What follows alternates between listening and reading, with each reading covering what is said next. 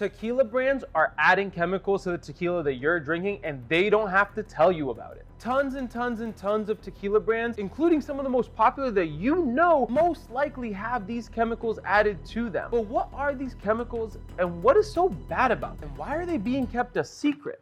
Additives are chemicals that are legally allowed to be used in tequila production, usually towards the end of the tequila production cycle to fix or rectify any impurities or imperfections in a tequila. And technically, they are perfectly legal as long as they are less than 1% of the total volume of the tequila. Well, firstly, we need to talk about tequila production. To make a bottle of tequila, it takes a ton of work. Usually it takes about anywhere between 7 and 12 years before the plant that then gets cut up, cooked, fermented, and distilled and turned into tequila. It takes it that long to be ready to do that. So that's already a very long time. Not to mention the rest of the tequila making process is such a labor-intensive and back-breaking endeavor. And if you want to know more about how tequila is made, I actually have an entire other video on what tequila is that you can check out right over here. And so because it's such a long and lengthy process, the additives were originally allowed under Mexican law to help producers make a more consistent product. And as long as the additives don't exceed the 1% threshold, tequila producers don't have to tell you that there are additives in their product. And it'll still just say 100% agave. And so you start to think, well, if up to 1% can be additives, but they're still allowed to call it 100% agave, someone's math isn't adding up here. And so you might be thinking to yourself, well, that doesn't sound too bad if it was originally introduced to kind of help fix mistakes or rectify some problems, and if it's allowed by Mexican law, then what's the big deal? Why are these additives so bad? Well, before we get into why they're so bad, let's first talk about what they actually are. So there are currently 4 additives that are allowed in tequila production. And the first additive is a sugar-based sweetener. Things like agave nectar, corn syrup, cane sugar, aspartame, Splenda, stevia are all allowed to be added to tequila. And what it does, it creates a sweeter tasting end product. Sometimes these sweetening agents can also have some aroma and flavors as well that will be imparted in the tequila. The second additive that they're allowed to use is glycerin. Glycerin is a product that makes a thin tequila taste almost thicker. It'll essentially make a tequila feel more full or more full-bodied than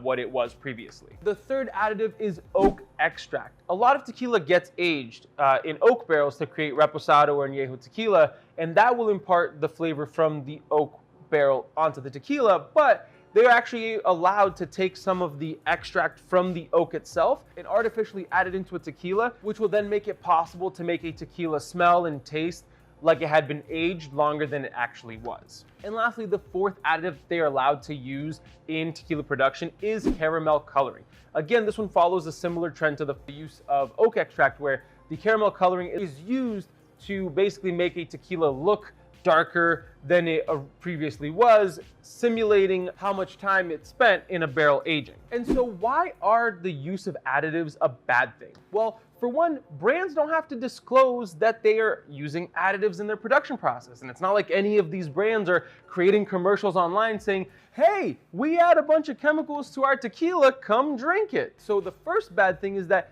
you don't know if a brand has additives or not, and you're kind of left in the dark. That a lot of these same brands are essentially creating an inferior product quickly, and they are basically dressing it up with these additives and creating entire flavor profiles based off of the glycerin, the sugar additives, and the oak extract and caramel coloring in a hasty attempt to try and emulate what a really well-made and traditionally made tequila is supposed to look, feel, and taste like. And usually those flavors you're only able to achieve them through the long and arduous process of tequila making, but these brands are trying to create essentially a cheap imitation or knockoff of what that flavor is supposed to be. And another reason why these additives are a bad thing is the same reason that farm-to-table restaurants have become so popular over the last 2 decades. People want to know where the things that they are eating and drinking are coming from, and we want to have more transparency in the things that we buy and consume. And a lot of people really want that transparency in the tequila market. And another reason, and we'll get to this in just a moment, that this is so terrible is that tequila is quickly and fastly becoming one of the most popular spirits on the planet. And in the US alone, it's on track to beat the sales of bourbon. bourbon in the US. That's crazy. Tequila is on pace to beat that. Because you have such high demand for tequila, you have tons and tons and tons of brands popping up left, right, and center. A lot of these brands are just having to cut corners to try and make as much money and sell as much product as quickly as possible. It's like tequila fever, and you can't get your hands on enough of it. And so these brands are utilizing so many additives to just continue to make more money. And over the last several years, there has been a shortage of the agave plant. Like I said, the agave plant takes anywhere between 7 to 12 years to fully mature before it can be cultivated, cooked, fermented, and distilled to turn into tequila. But a lot of brands are now starting to harvest agave at 4 years old and then relying on additives to add the sugar back in, because an agave plant that is harvested at 4 years old does not have enough sugars in it to really make a good product. And so they have to rely on additives to fix that. And you have brands like Kendall Jenner's 818 or LeBron James Los Lobos Tequila, and that's only further exacerbating the problems in the agave industry.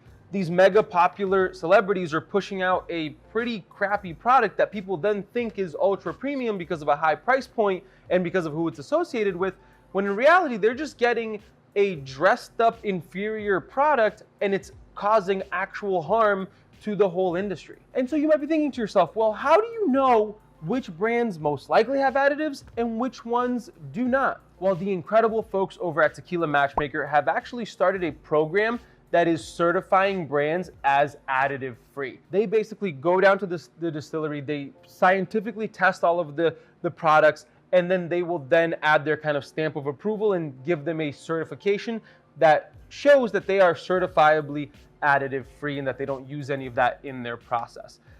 This list is slowly becoming pretty much a gold standard for any brand trying to enter into the tequila market. And they have a whole list on their website that you can see with all of the different brands, distilleries, and products that are certified additive free. And so I always recommend that people check that out. And so while celebrity tequila is exacerbating a lot of these issues, especially when it comes to additives in tequilas, they're actually also responsible for a whole host of other issues within the tequila industry. I have an entire video that you can check out right over here that goes in depth into all of the problems surrounding celebrity tequila.